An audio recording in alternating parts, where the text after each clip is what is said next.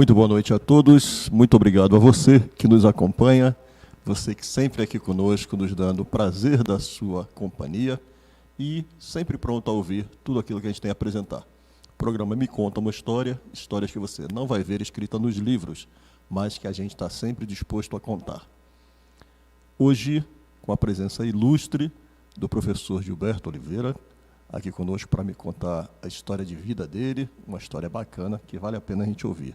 Como sempre, a gente começa com agradecimento.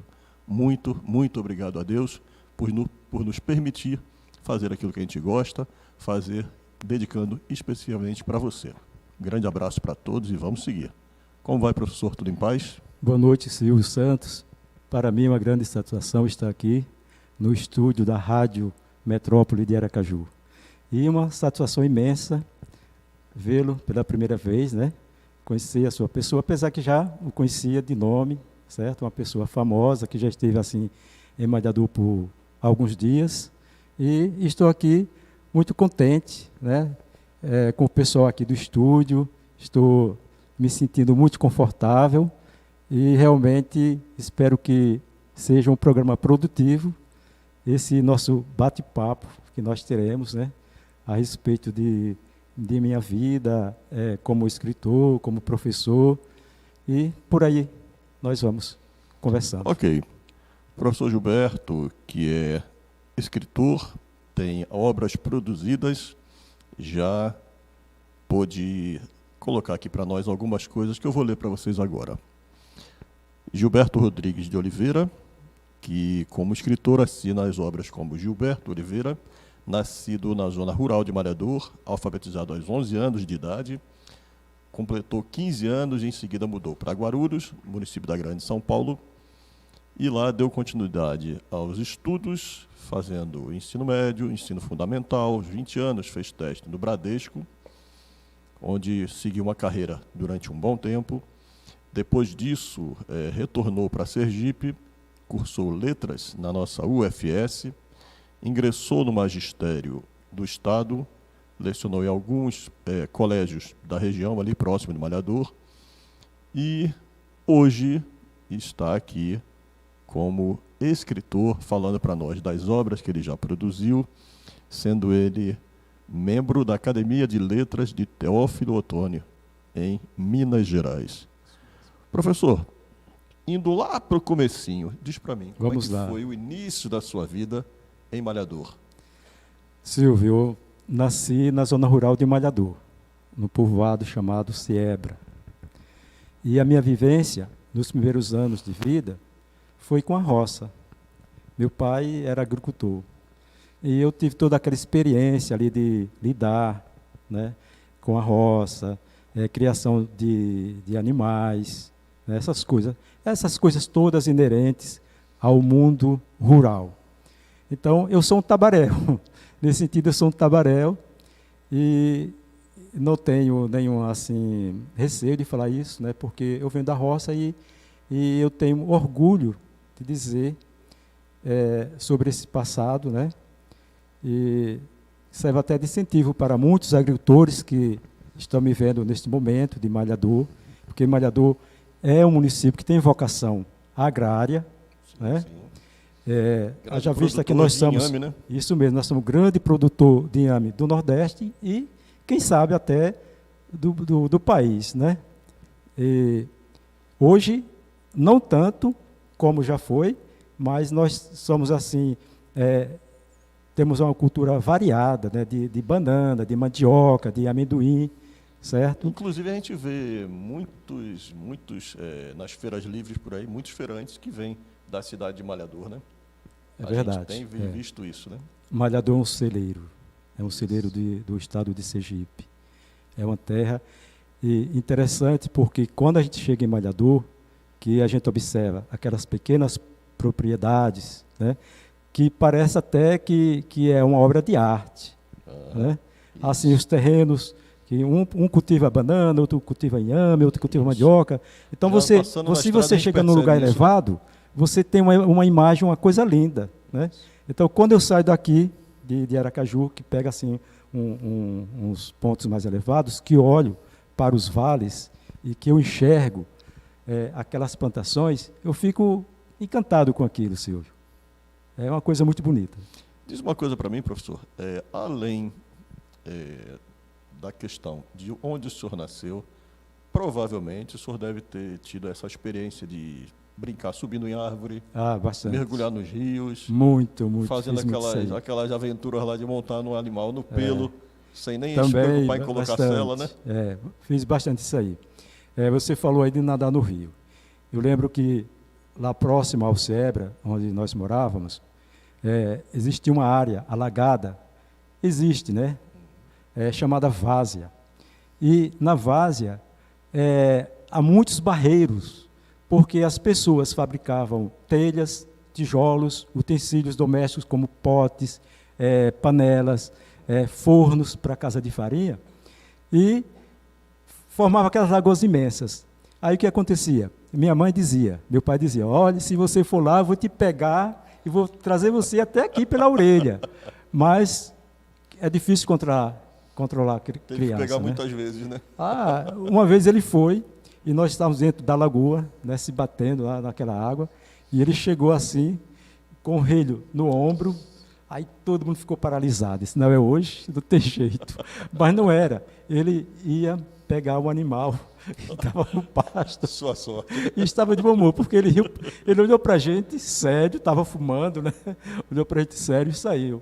E nós ficamos morrendo de medo, mas depois que ele foi embora, deu as costas, nós relaxamos. Puxa vida, escapamos por nada. A gente estava de bom humor. Só diz uma coisa para mim. Essa vivência tão perto da natureza, perto de animais, tendo a liberdade que uma criança que é criada no interior teve, tem influência nas obras que o senhor escreve? Tem bastante. Eu acho que muito do que eu escrevo é fruto daquilo que eu vivi. Porque é difícil você morar numa zona rural para você não levar, né, no decorrer da vida, toda aquela experiência, né, toda aquela vida mesmo que você tem em contato com a natureza. Né? Muito saudável. Então, eu vejo as crianças que nascem na cidade e às vezes eu fico pensando, meu Deus, fica aqui entre quatro paredes, né, e lá fora tem um mundo que elas podem aproveitar, que elas podem ter liberdade, que podem sair, que podem brincar, como você mesmo disse, subir em árvore, montar num cavalo, né? E é verdade. Eu tive a fazer oportunidade arapuca, de fazer isso. Eu fiz muito isso bom. quando eu era criança, a gente fazia muita arapuca, fazia estilingue, essas coisas, assim, coisas mesmo de crianças que nascem no interior. E quem nasce na cidade tem um lado bom também, de quem mora na cidade, mas não tem, né, essas coisas.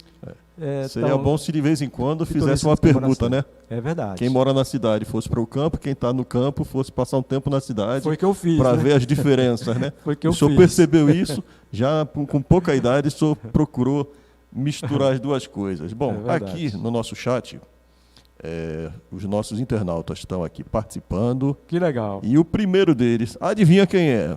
Um camarada chamado Júnior Oliveira. Estou vendo daqui. Gilberto Ele diz Júnior, o seguinte aqui, ó. Gilberto Júnior está dizendo aqui, já estou online para ver o melhor escritor do estado. Rapaz. Poxa, que honra ouvir isso aí do meu filho. Rapaz. Muito obrigado, filhão. Eu te amo muito. Júnior, forte abraço para você, meu parceiro, abração. meu amigão. Te amo Tamo mesmo, junto sempre, coração. Viu? Aqui, José Alvino. José aqui, Alvino. Professor boa José noite. Alvino. Meu abraço, Luiz José Renato, Alvino. grande Gilberto. Luiz Renato de novo, melhor escritor de Malhador. Muito obrigado, Miguel Luiz Guilherme, Renato. boa noite, professor Silvio, diretamente lá de Itabaiana, meu mano. Que legal. MV Bassa, o Bacelar colocando aqui. Boa noite, Silvio. E o entrevistado, toda a produção. Boa noite. Boa noite. Gostei do novo cenário. Valeu, obrigado, Bacelar. Grande abraço, meu irmão. Cenário. Miguel Guilherme, boa noite ao entrevistado. Valeu, meu irmão. Boa noite. Aqui junto com a gente também temos Milton Oliveira. Boa noite, Gilberto. Um abraço. Adivinha quem é isso aí? Quem é esse? É meu irmão que mora em Maceió. Mora em Maceió? Tá? Mora em Maceió. Pronto. Então, um abração para você, Milton, ninguém e pra fica para Fátima. trás, né? Pode estar distante não. jeito que for. A gente aqui dá um jeito de estreitar esse calor humano. É verdade. Vamos mais aqui. Emerson Mateu. Boa noite a todos. Sabe de onde é isso aí? De onde é? De Foz do Iguaçu. Ô Emerson, meu querido, meu leitor, um abração para você, viu? Tá vendo? Coisa boa, professor. Fabi Guima, nossa Fabiana Guimarães aqui com a gente, olha. Palmas aqui para nós. Obrigado, Fabi. Forte abraço para você, viu? Diane Moraes, boa noite, tio. Olha sua sobrinha aí. Olha. Sabe de onde é? De onde ela está? Do Paraná. Oi, Diane. Um beijão aí para você, viu, minha querida? Abraço para todo mundo aí do Paraná, viu? Abração. Emerson Mateu, Trilhas do Cipoal. É uma leitura perfeita para se fazer qualquer leitor voltar no tempo e sentir... Pronto, está aqui, Trilhas do Cipoal. Né? Esse romance aqui, ele já esgotou, viu? Mas vamos ver se eu consigo uma Daqui a pouco a gente vai falar um pouquinho de cada uma dessas obras. Diane Moraes, estou vendo aqui do Paraná, Cândido de Abreu. Isso. Emerson Mateu, falando diretamente de Foz do Iguaçu, do Paraná. Forte abraço para todos que participam. Muito, muito, muito obrigado pela sua companhia. Queremos estar sempre junto com vocês. Contamos com vocês dando o like, dando aquele joinha para a gente. Além disso, se inscreva no canal para poder participar. Como vocês estão vendo, ninguém fica para trás. A gente quer lembrar de todo mundo que queira participar. Mais uma coisa, compartilha para que outras pessoas possam saber de tudo que a gente tratou aqui hoje. Dê para o pessoal no YouTube motivos para acreditar que esse trabalho é um trabalho bem feito, que é feito com todo cuidado e com toda a responsabilidade. Com certeza. Um grande abraço para vocês. Vamos lá? Abração a todos aí. E curto bem, fica aí dando audiência porque está legal. Pois não, Silvio Santos. Então, olha só, professor. Por natureza, eu sou uma pessoa curiosa, né? É bom ser curioso. De hoje me torna mais curioso ainda. Então, vamos lá. Vamos lá. Ir para Guarulhos, como é que foi isso? Foi no susto? Foi uma coisa que teve uma preparação? Conta isso aí para nós. Foi o seguinte, eu fiz até primeira, segunda, terceira e quarta série lá na região mesmo de onde eu morava, numa escola chamada Escola Rural Alecrim, né, onde a minha professora era Maria Santiago dos Santos, de Lagarto, mocinha nova, e casou e foi para lá. Eu tive a felicidade de ser aluno dela. Então, eu estudei os primeiros 4 anos, eu estudei com ela, o primário, o antigo primário. Quando eu encerrei o primário, eu não tinha onde estudar, porque naquele tempo era o primário e o ginásio, né? Era bastante precário o ensino, né? Era a situação, teria que ir para a cidade. Mas aí, meu irmão que morava em Guarulhos, né, José Rodrigues, hoje ele mora em Tocantins, e outro irmão meu, que mora em Guarulhos também, que é o pai da Diane, que falou agora há pouco com a gente, o Jerônimo, né? E eu aqui mando um abraço para Jerônimo, porque é um irmão do coração. E eles me convidaram para ir para lá, e eu fui para lá estudar. Agora, imagina o impacto que eu tive, eu sendo uma pessoa que não conhecia nem Aracaju, né? E saí diretamente de lá da zona rural de Malhador para São Paulo, para Guarulhos, né, que é o município da Grande São Paulo, que Guarulhos está assim para São Paulo, como Socorro está para Aracaju, que são vizinhos, e é o segundo município maior do estado de São Paulo, né, só perto para a capital, e eu cheguei lá... Foi um susto enorme, né? Um susto, a cultura é diferente, o linguajar diferente, as pessoas, né, puxando o S, o R, dobrando o R, e eu, aquele tabaréuzinho ali, né, assim calado, e de vez em quando eu ouvia assim dizer baiano, coisa e tal, e eu ficava meio desconfiado, né, a pessoa pensando, poxa, daqui a pouco arrebenta em mim, né, e pior que às vezes perguntavam, eles conheciam, perguntavam, você é de onde? Eu sou de Sergipe. Aí, Sergipe é Bahia. Eu falei, não, Sergipe não, já criava uma encrenca, porque dizia, não, Sergipe é um estado e Bahia é outro estado, né, não tem nada a ver. Não façam confusão, respeito o meu estado, né, professor? Respeito o meu estado. Eu sempre fiz questão de dizer, inclusive nas aulas, eu fazia questão de dizer que eu era nordestino, mas do estado de Sergipe. Mas eu posso garantir, Silvio, que foi um choque tremendo, né? Não é fácil, não. Você, com 15 anos, você sair da zona rural, naquela época, em 1972, para desembarcar numa grande cidade como Guarulhos. De imediato, o senhor logo começou a trabalhar ou só começou a estudar e ficou na expectativa? No início, meus irmãos, o José Rodrigues e o Jerônimo Rodrigues, eles possuíam uma fabriqueta de calçados. Razoável, porque essa fabriqueta chegou até a ter 15 funcionários. Né? Quer dizer, bastante gente, né? Bastante gente. E ali tinha de tudo. Ali tinha a pessoa que cortava o couro, tinha o que modelava, tinha a que costurava as peças, né? E tinha os montadores, que eram aqueles que montavam os sapatos e tal. E foi assim, como eu estudava pelo dia, era menor, eu tinha que estudar pelo dia, aliás, eu estudava pelo dia e, assim, podia ser, às vezes variava, às vezes era pela manhã, outras vezes à tarde, né? Mas eu ajudava também um pouco a eles, eu ficava na sapataria, né, pela manhã, quando eu estudava à tarde. Todo mundo empreendedor e cada um fazendo uma coisa. Todo mundo trabalhava ali. E era legal, porque ali eu me divertia com aquelas pessoas que estavam ali na sapataria. E outro detalhe, ali havia pessoas da Paraíba, da Bahia, de Pernambuco, do Ceará. Então, era um ambiente assim, bem diversificado. E eu ficava ali com eles, eu era um moleque, eu sofria muito também, porque imagine você sendo moleque ali no meio daquela cambada, né? Tudo que adultos, fazia sobrava sempre para o senhor fazer, né? E uma vez eles fizeram uma espécie de um trote comigo assim, quando eu cheguei lá. O balancinho, não sei se você conhece, Silvio, é uma peça imensa de ferro, não conheço. Onde se coloca... Ele tem uma prensa que coloca o sapato e puxa. E aí, teve um cara que me chamou e disse assim, ô Gilberto, vá lá em seu dito, que era um sapateiro, diga para ele enviar o balancinho. Oi. Aí eu cheguei lá, seu dito. Como é que ia trazer esse troço? O Zureia disse que para você mandar o balancinho.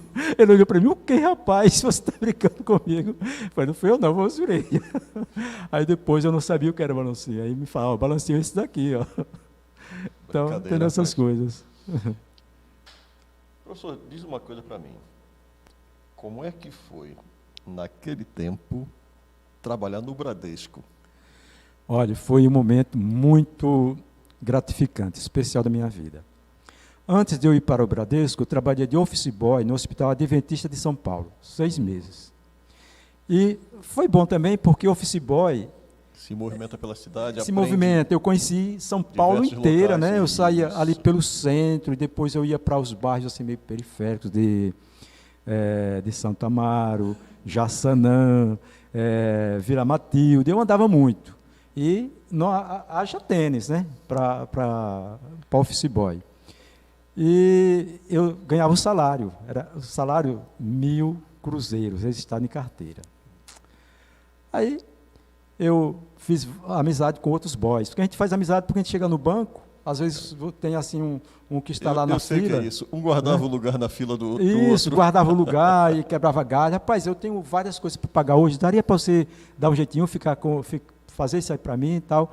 E eu fiz amizade com os boys. Né? Imagine só, eu, nordestino, de malhador, né? Mas me entrosei no meio, fiz amizade, porque quando a gente é jovem, a gente tem uma facilidade imensa de fazer amizade. Isso é legal. A comunicação acontece mais fácil, né? E aí eu estava lá uma vez, na fila, eu numa fila e um outro boy do outro lado, e a gente conversando assim.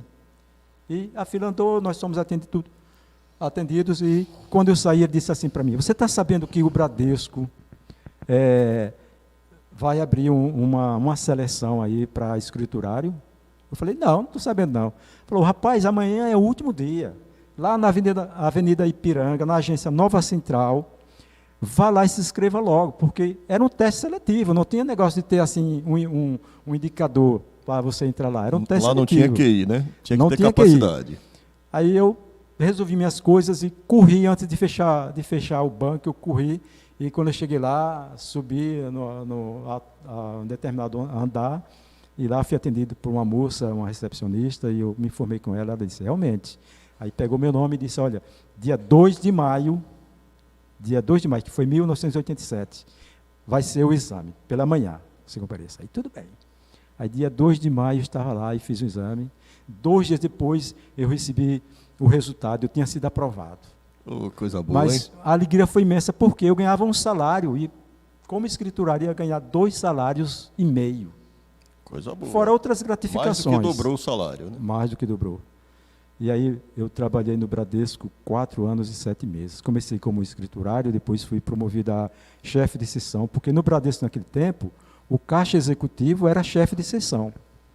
E aí foi muito bom, Silvio, porque foi assim um momento de liberdade que eu tive incrível, né? Então foi muito proveitoso. Eu gostei muito de ter trabalhado no Bradesco naquele tempo. Muito, muito mesmo. Embora eu tenha, assim, saudades do meu tempo de office boy, as aventuras, né? De office boy na rua, que não é brincadeira não, ser office boy. Mas o Bradesco foi um emprego que me marcou. Me deixou lembranças boas. Então, eu estou tentando entender e ver algumas coisas que me deixam bem curioso. Fica à vontade. O magistério hoje, vamos conversar um pouquinho sobre isso? Vamos. Já que eu mudei, né, de bancário para o magistério. Primeiro, eu gostaria de perguntar, o senhor trabalhou numa agência bancária, famosa agência bancária do Brasil todo, existe Verdade. até hoje, como muitas já fecharam, o Bradesco ainda continua. Depois, por favor, a parte do Merchan, né? Chegue junto com a gente aí, o pessoal do Bradesco aí, ó. Veio aí se dá o patrocínio aqui para a Rádio Metrópole de Aracaju. Rádio TV Metrópole de Aracaju, olha.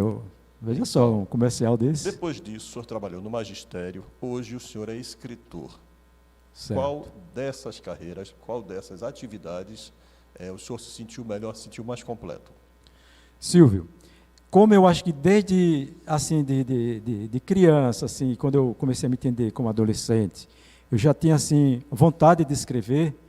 Então, sendo office boy, sendo bancário, eu acho que a profissão que mais me realizou foi a profissão de professor. Né? Porque mesmo com todos os desafios. Com todos os desafios, né? Quem é professor, você é formado em história, você falou para mim antes de começar o programa. Você sabe que ser professor é um desafio diário. Verdade. Não é fácil ser professor.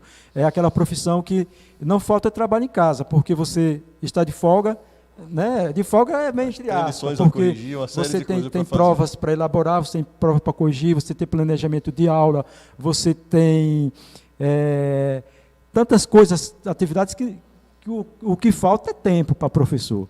Mas mesmo assim, eu gostei muito de ser professor e sempre, eu acho que eu honrei a profissão de professor. E me ajudou muito. Eu escrevo, né? Hoje eu escrevo e graças a Deus que eu fui professor. Eu agradeço muito. Escreve de forma fluente. Olha Obrigado. Só, deixa eu só interromper um instantinho para dizer uma coisa. Fique à vontade. Para os nossos internautas, eu quero dizer o seguinte, nós temos obras como Trilhas do Cipoal, vou colocar aqui, ó, por favor, aqui, ó, Júnior. Trilhas do Cipoal, vamos lá que tem mais.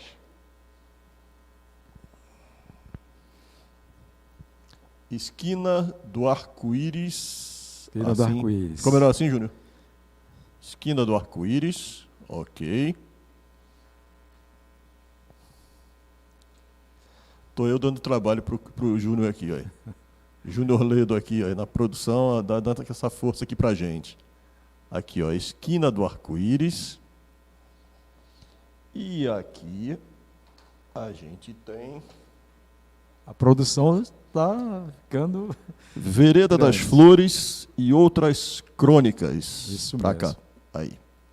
Vereda das Flores e Outras Crônicas. Capa linda, viu? Todos do professor e escritor Gilberto Rodrigues de Oliveira, ou Gilberto Oliveira, como as pessoas conhecem mais comumente. Isso. Professor, inclusive, tem uma amiga nossa que mandou um grande abraço para o senhor. O nome dela é Vânia Sobrinho. Ah, Vânia. Josevânia Sobrinho. Josevânia Creio que ela Sobrinho. esteve no lançamento do seu livro, não foi isso? Eu acho que com certeza, porque o lançamento foi aqui desse último livro, né? Vereda das Flores, foi aqui no Teatro Tobias Barreto e nós nos encontramos. Ali foi um grande encontro e foi um momento maravilhoso. Ok, obrigado, viu, Júnior? Momento ímpar. Olha só, deixa eu ver quem é que está escrevendo aqui, se não for ela, mas é alguém. MV Bacelar, está dizendo aqui, ó. Primeiro, Carla Costa dizendo, senhor Gilberto, o melhor escritor. Um cheiro, minha querida. É minha nora aí, ó. Sua nora, esposa do meu filho, Gilberto. É aquela que conseguiu pegar Júnior e... Isso mesmo. Parabéns, viu, moça? Parabéns. Mais uma pessoa formidável, viu? Eu agradeço a todos os dias agradeço a Deus de ter nos dado, né? Porque minha esposa está ali, né? Maria José está ali. A minha companheira que, aonde eu vou, ela me segue. Isso aí. Não tem todos os eventos que há, ela é a minha grande companheira. E nós nos sentimos muito felizes de termos a Carla como a nossa nora. Isso. Aqui, ó, Tainara. Oi, professor Gilberto. Doutora Tainara, um abraço. Personalidade da educação malhadorense. Grande Muito professor obrigado. e escritor. É médica. Sou admiradora do seu trabalho. Uma Muito médica, obrigado. né? Coisa boa. É uma médica, O é uma professor pessoa. É minha leitora. Informa todas as profissões, né? É minha leitora e é uma pessoa formidável. Eu adoro essa mulher aí. Assim, Sim. profissionalmente, como pessoa, uma pessoa magnífica. Então, ó, o Bacelar está dizendo o seguinte aqui, ó. Tive o privilégio de colocar meu estande de livro ao lado desse grande escritor na FLIG. Que legal. É de Glória, né? FLIG é Feira Literária, Feira Literária de Glória. Glória. Pronto.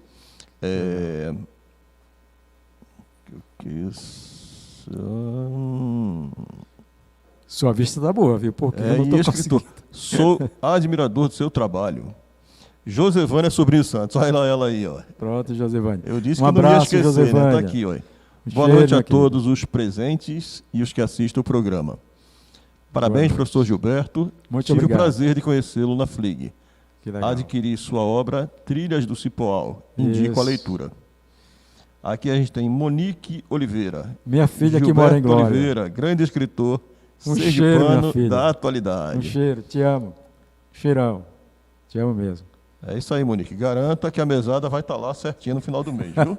Se não interagir, você já sabe, né? Ela é professora também, lá em Glória. Também é professora? É professora. Nossa Senhora da Glória, é isso. E são 3 filhos e só Gilberto Júnior que não quis ser professor, porque as 2 meninas abraçaram Mas ele desempenha bem a atividade dele, eu sou Bem. testemunha disso. de alguma forma. Marinalva Almeida de Souza. Boa noite a todos. Boa noite, senhora Marinalva. Roberto Souza. Ser professor é uma arte. Com Ser certeza. professor é uma dedicação infinita. Com Boa noite a certeza. todos. Boa noite. Professor Roberto Souza é lá de Poço Verde. Poço Legal. Verde? Poço Verde, Poço Verde. Então é alguém que já esteve aqui no nosso programa, sempre nos acompanha. Professor, forte abraço para o senhor, viu? Forte abraço. Vamos insistir, vamos insistir. Educação é saída para muita Não coisa. há outro Se hoje eu caminho. não estou em sala de aula, mas busco promover a educação da maneira A como eu educação posso é aqui, fundamental, trazendo é tudo. todas as personalidades É tudo. que a gente pode. É verdade. É isso? Então, professor, me diz uma coisa, ainda sobre o magistério. Pois não. O senhor não acha que tem mudado a figura do professor? Eu vou tentar dar um exemplo Uhum. aqui. Há algum tempo atrás, o professor parecia uma criatura que estava num pedestal, né? É verdade. E ele dizia para as pessoas o que pode, o que não pode, como fazer as coisas. Ditava as ordens. E ditava ordens dentro da sala de aula. Me parece que parte da modernidade que a gente tem hoje tirou isso desse profissional, dessa profissional. Infelizmente. Realmente é isso? Houve uma mudança muito grande. Eu ainda alcancei esse tipo de professor, né, que ficava assim, naquele pedestal, e a gente encarava realmente uma autoridade suprema na sala de aula, e a palavra do professor era do professor. O aluno, né, para contestar, era preciso ter muito cuidado, né? Até porque, quando eu estudei, foi naquela época da ditadura militar, né, dos anos, finais dos anos 60, né, que eu comecei a estudar em 1968, né? E depois seguiu, a ditadura foi até os anos 80, né? Isso. Então eu tive assim, eu acho que até na faculdade eu ainda peguei um pouco da ditadura. Então o professor tinha era aquele professor um pouco meio distanciado, né? Assim, nesse sentido de ter uma autoridade bem superior à que ele tem hoje, né?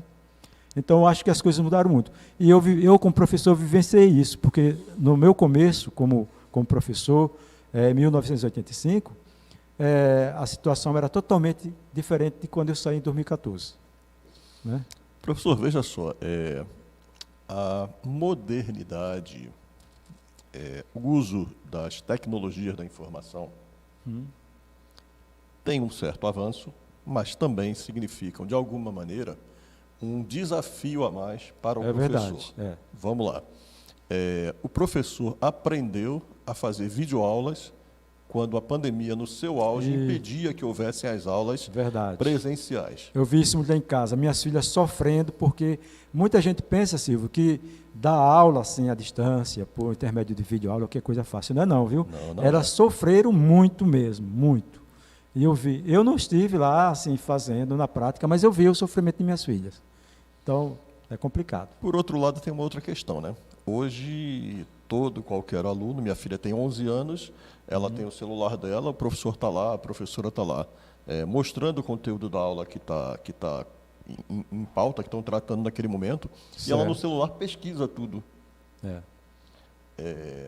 Para alguns profissionais foi complicado se enquadrar a essa situação, no momento que poderia ter feito de cada aluno um aliado, acabou fazendo um adversário. Verdade. A gente viu, começou a haver conflito na sala de aula, conflitos que aconteceram, alunos querendo, sei lá, brigar, gritar com o professor, e o professor Verdade, simplesmente pegava e falou o seguinte: pô, por isso você está com o seu celular, vamos pesquisar esse ou aquele assunto. Você tem toda razão. Porque, veja só, é uma coisa nova o celular, né? E é muito gostoso você estar com o celular, porque eu gosto de celular. Eu não sei como hoje eu me comportaria se não tivesse um celular, porque é prático, né? Sim, sim. Olha só, você entra em contato comigo, passou a mensagem lá para mim, Gilberto, tal, e mandou a localização da rua, tudo isso. É uma beleza. Até minha mulher falou: poxa, mas você nunca veio aqui? Não, nunca veio aqui. E já encontrou e tudo, mas para que existe celular? Então, é uma beleza. Facilita bastante a nossa vida, né? Eu acho que o grande barato para o professor no momento é utilizar o celular como ferramenta a favor dele. Porque se ele não fizer isso, ele vai ter uma concorrência um pouco complicada, porque o aluno que gosta de celular, ele vai sempre usar o celular de forma indevida e ali vai atrapalhar. Então, o professor deve São atritos que não precisavam existir, né? Com certeza. É isso mesmo. Diz uma coisa, professor Gilberto.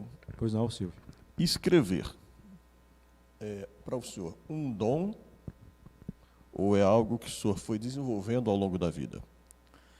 Eu acho que escrever é um dom.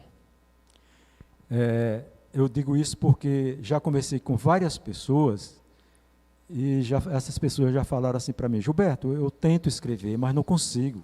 Eu escrevo uma página, às vezes uma página e meia, mas depois trava, não consigo ir à frente. E eu, assim, na minha experiência,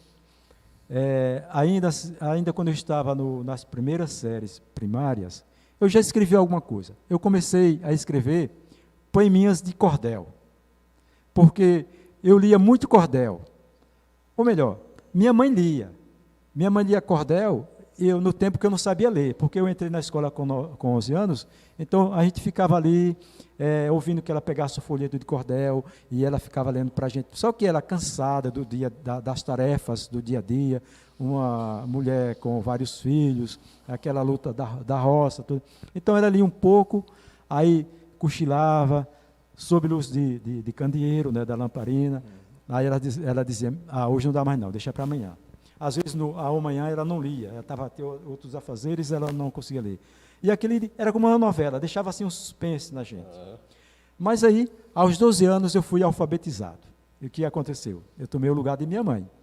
Então, o pessoal se reunia, havia uma mesa grande lá na sala, meu pai, né, fumando um pacaio ali, tudinho, e eu pegava os clássicos da literatura de cordel. A Chegada do Lampião no Inferno, Pavão Misterioso, João Acabamundo, Cancão de Fogo e Pedro Malazarte, A Chegada do Lampião no Inferno. Então eu li tudo aquilo ali, aqueles clássicos de literatura de cordel, que você deve conhecer como historiador, são ótimos. E eu lembro que meu pai, às vezes, ele era meio caladão, tal, mas às vezes com as travessuras dos personagens ele ria. E eu me sentia, né, assim, muito contente com aquilo. Muita satisfação nisso. Então eu ocupei o lugar de minha mãe e aí eu fui criando gosto pela literatura de cordel e eu comecei a rabiscar algumas coisas de cordel, mas é difícil. É muito difícil. Aqui eu rendo meus parabéns aos meus colegas que são cordelistas, porque não é fácil ser cordelista não, viu? A gente pensa que é fácil, mas não é fácil não. Aquelas rimas ali, casadinhas, né, tudo arrumadinho, é difícil. E eu não progredi assim na literatura de cordel. Escrever não é uma coisa fácil, eu sou prova viva disso, porque havia um compromisso da minha parte de que esse programa seria um canal no YouTube, inicialmente. Depois evoluiu para o que é hoje um programa, e nesse programa eu já tinha a ideia de escrever um livro. O livro, basicamente, é sobre as histórias que a gente conta aqui no programa. Hoje eu pego, abro lá o computador, começo a digitar, e com muito pouco tempo, meus olhos começam a lacrimejar. Aí Tem eu isso paro, também. passa o tempo, aí passo 2, 3 dias para ir me animar de fazer de novo de onde eu parei. Mas está seguindo, está seguindo. Qualquer hora dessa a gente tem alguma coisa produzida. Vá tentando, viu? Vamos dar uma olhada aqui no chat. Vamos lá. O pessoal está participando aqui ativamente. Vamos lá. Que legal. Doutora Tainara está ali, ó. Doutora Tainara. Eu consegui enxergar aqui, ali, ó, o nome dela. Aqui, vamos lá. Professor Roberto Souza ainda, não, aqui. Luiz Renato diz o seguinte: senhor Gilberto, tem mais uma obra-prima em mente para escrever? Espera aí, o senhor responde daqui a pouco, viu? Okay, não vamos tá estragar certo. a surpresa. Luiz Renato eu conheço. Legal, um abraço, Luiz Renato. Professor Roberto Souza dizendo aqui, ó: por isso agradeço a todas as dificuldades que Deus colocou na minha vida. Aprendi muito, principalmente no período que era tutor e professor do EAD. Me preparou para a diversidade exigida na pandemia. Emerson Mateu, qual ou quem foi sua maior inspiração para escrever Trilhas do Cipoal? Espera aí, ele responde já. Opa, tem inspiração, sim. Aqui, é a doutora Tainara, né? Perguntando aqui, ó. Infelizmente, muitos pais jogam a educação como responsabilidade apenas da escola, tendo o professor como principal autor. Tá vendo? Seria tão diferente se houvesse a consciência dos pais com responsabilidade. Joselito Miranda, da Artner, que já um abraço, esteve aqui Joselito. Que legal, no Joselito. programa, o editor, né? Meu amigo. Aqui, Joselito Miranda, meu editor. da editora Artner, ou Artner. Ele coloca aqui, ó: professor Gilberto é um escritor de mão cheia. Obrigado, Escreve Joselito. muito bem, tivemos a honra Obrigado. de produzir 2 livros seus. Parabéns. Verdade. Então, vamos começar a responder isso aqui? Vamos lá. Começando do começo. Qual é a próxima obra que vem por aí, professor? Já está no forno, prontinha para começar? Luiz Renato, né, que fez essa pergunta. Isso. Olha, Luiz Renato, eu posso lhe dizer que tem uma obra já prontinha, viu? Prontinha mesmo, e eu creio que logo nós faremos o lançamento dela, viu? Vamos lá. Emerson Mateu perguntando: qual ou quem foi sua maior inspiração para escrever Trilhas do Cipoal? Emerson Mateus, lá de Foz do Iguaçu. Isso. É o seguinte, Trilha do Cipoal, eu até vou falar um pouquinho sobre esse nome aqui, que tem assim, suscitado algumas dúvidas. Trilhas, né, no sentido literal, é um caminho estreito, né, picadas, às vezes feitas por animais, por pessoas, né? Trilhas. Isso aí é só no sentido de caminho literal, mesmo. Sentido de caminho mesmo. Mas no campo literário, né, no metafórico, trilhas quer dizer, às vezes, situações embaraçosas, né, vivências que a pessoa passa por elas, né, e outras coisas. E o que mais tem suscitado questionamento é sobre Cipoal. Por que Cipoal? Porque, às vezes, a pessoa até pensa, poxa, Cipoal...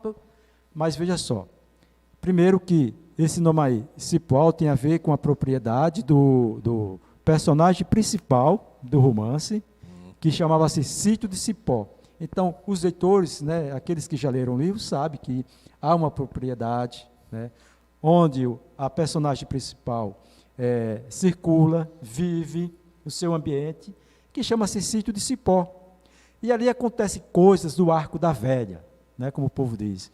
E daí a razão de chamar-se Trilha do Cipoal. Trilhas do Cipoal, ok.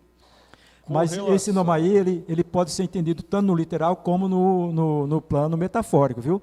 A gente tem que fazer aí uma ligação com os dois. Falamos de Trilhas do Cipoal, vamos falar agora de Esquina do Arco-Íris. Esquina do Arco-Íris. Vamos falar do Esquina.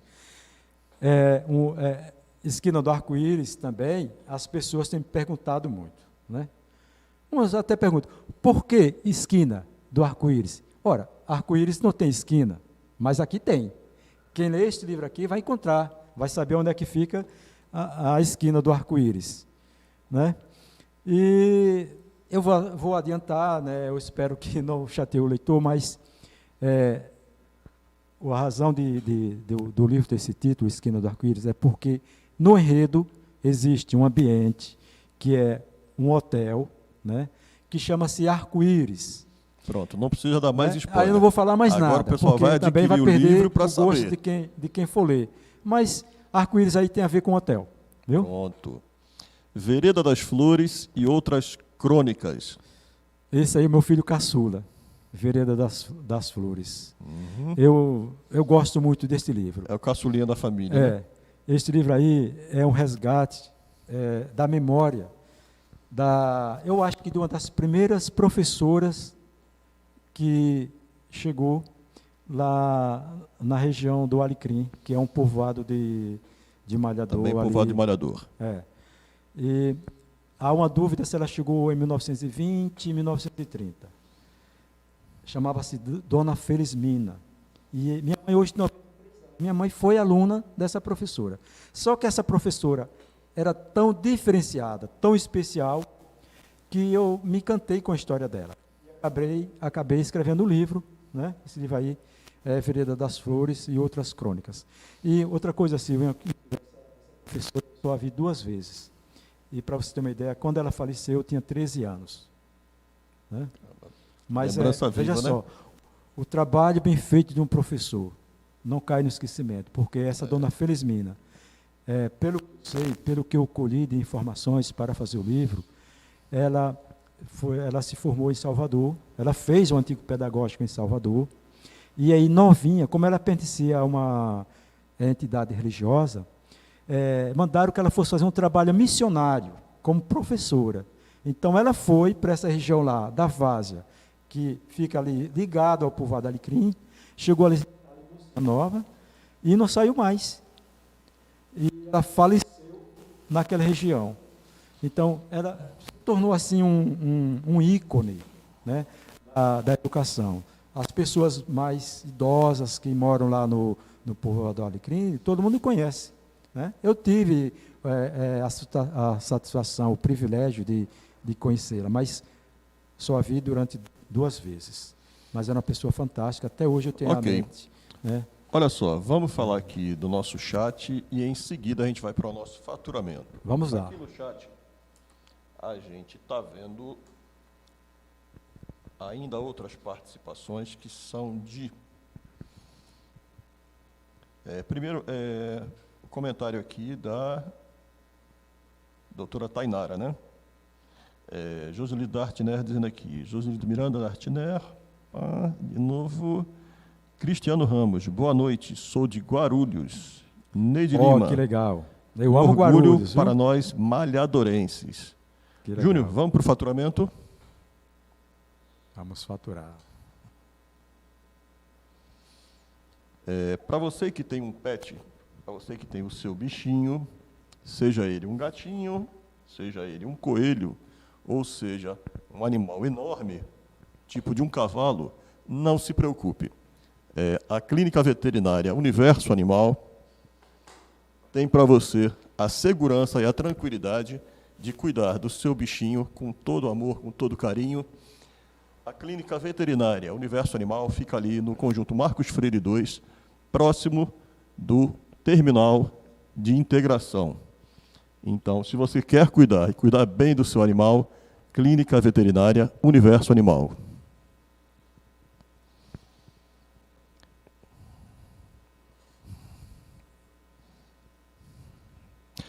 Bom, vamos passar agora para a gente vai proceder aqui a um sorteio, tá certo?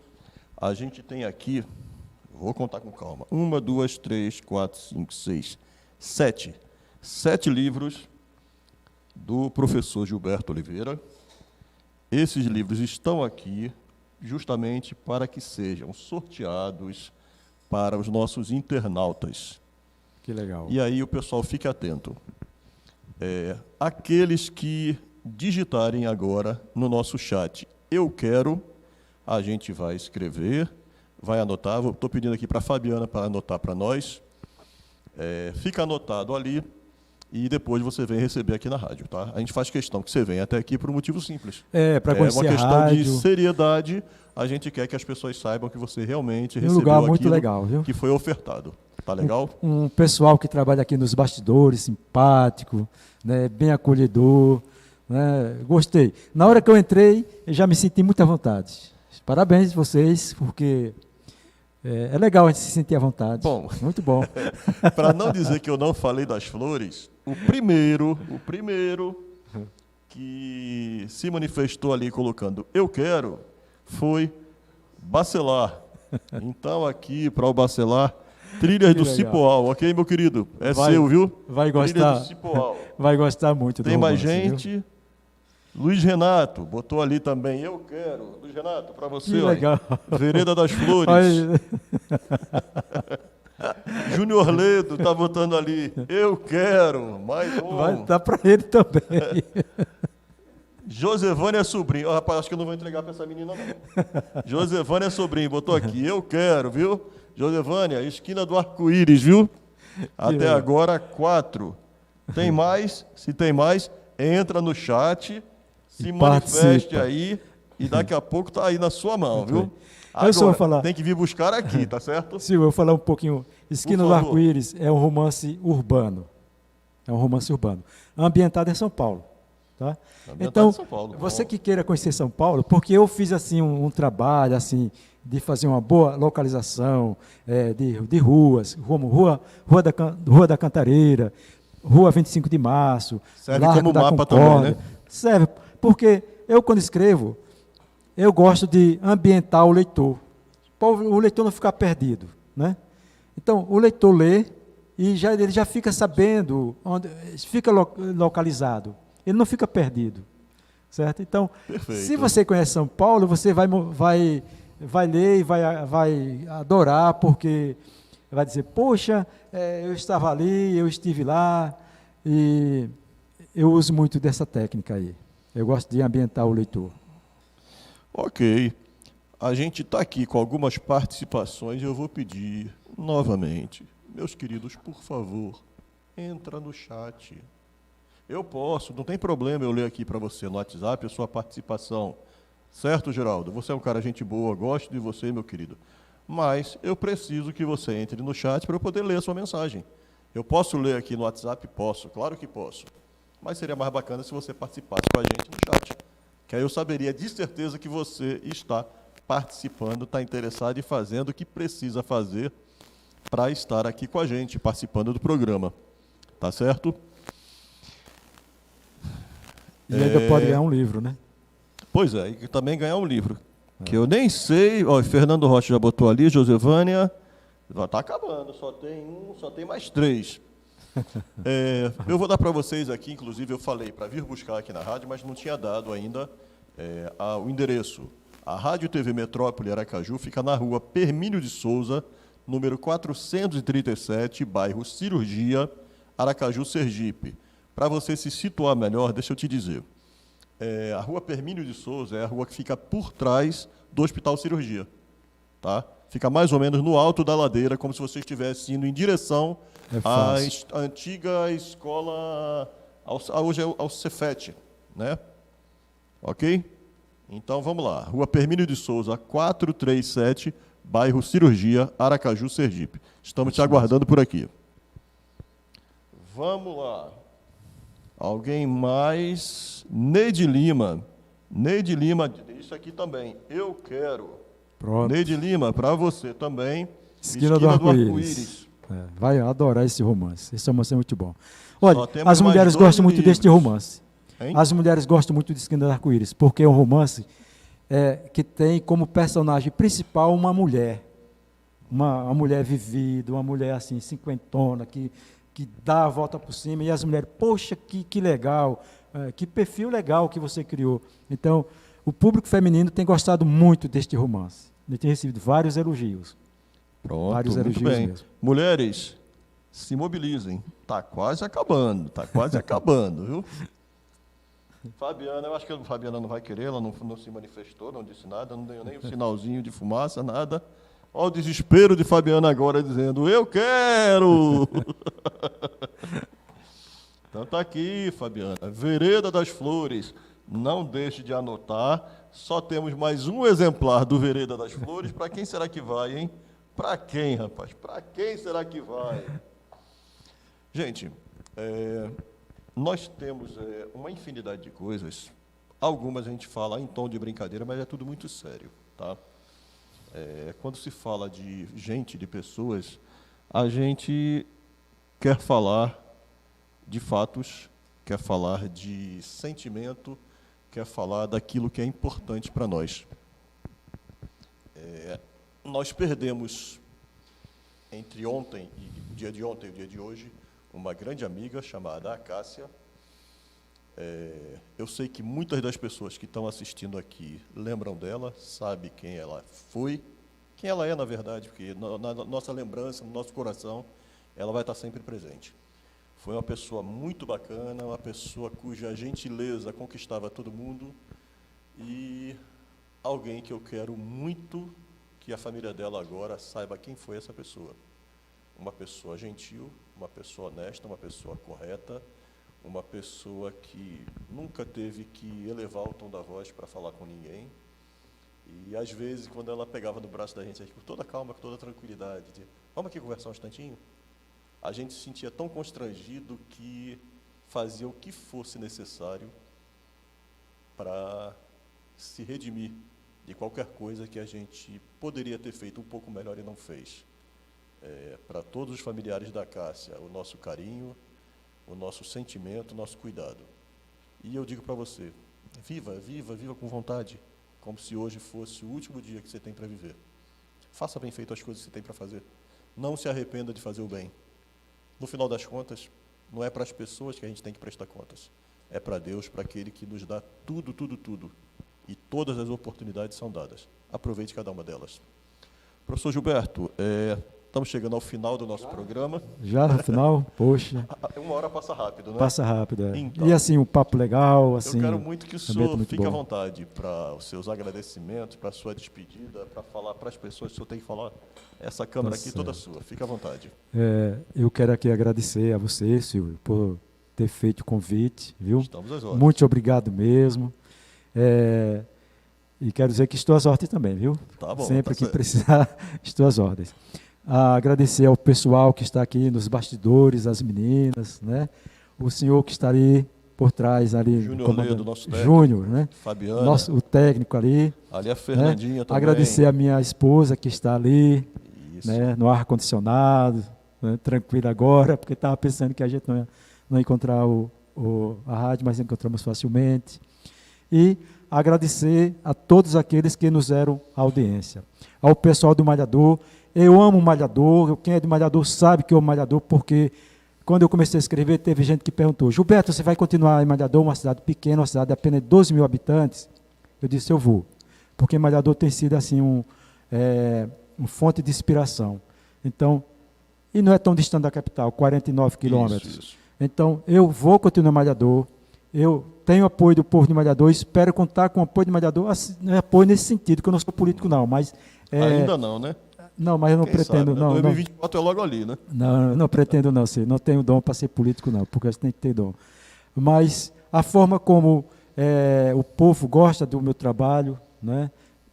Trilha do Cipó, por exemplo, o pessoal acolheu assim com muito carinho. Bom demais, né? E eu gosto, eu amo Malhador. Foi tanto que eu morei tanto tempo fora e voltei e fiquei em Malhador, né? E sempre que eu posso fazer uma coisa em Malhador, estou fazendo. Então, quero aqui dar meu boa noite a todos os meus conterrâneos. E também as pessoas de Guarulhos, né, os meus irmãos que moram em Guarulhos, os meus sobrinhos, os meus queridos de Guarulhos, lá em Foz do Iguaçu, que eu tenho um parente lá, né, as pessoas que estão nos vendo em Minas Gerais, né, e outros estados aí da Federação Minas Gerais, porque eu sou membro da Academia de Teófilo Otoni, então o pessoal lá está sabendo que eu estou aqui neste momento, né? Okay. Participando desse programa. E ao pessoal de Nossa Senhora da Glória, onde minha filha mora, né? Eu tenho assim um contato muito grande com o pessoal de Nossa Senhora da Glória, porque Glória é uma cidade que tem assim um movimento literário muito forte. Tem a FLIG, né? Tem a Academia Gloriense de Letras, e eu sou muito envolvido com aquele pessoal, eu tenho um carinho enorme por eles, né? E tem outras pessoas assim que com certeza estão me vendo, e eu não vou aqui citar nome para não ser injusto, mas estão várias pessoas que estão me vendo nesse momento. E aqui eu quero deixar o meu abraço, meu boa noite para todos eles. Ok, e para ok. vocês aqui, meu muito obrigado mesmo. Perfeito. Eu quero deixar uma mensagem aqui para vocês, que muita gente tem nos cobrado, tem chegado para a gente e perguntado: cara, o estúdio ficou bonito, a gente sabe que o equipamento é de boa qualidade, a gente tem visto o crescimento que tem dos programas, os programas estão monetizando, e a gente tem ido em busca dos patrocinadores, em busca de parceiros que queiram vir aqui mostrar o seu trabalho. Você tem todas as condições para vir até aqui, apresentar um programa de uma forma segura, de uma forma tranquila, para que você possa desenvolver ainda mais o talento que você já tem, colocando para jogo aquilo que as pessoas querem saber, o melhor que você tem a oferecer, e a gente está aqui para te dar as melhores condições possíveis. Então, vem para cá fazer parte desse time de vencedores, seja como apresentador, seja como patrocinador. Aqui tem um espaço que é exatamente do seu tamanho. Um forte abraço para todos, Deus nos abençoe e até de repente.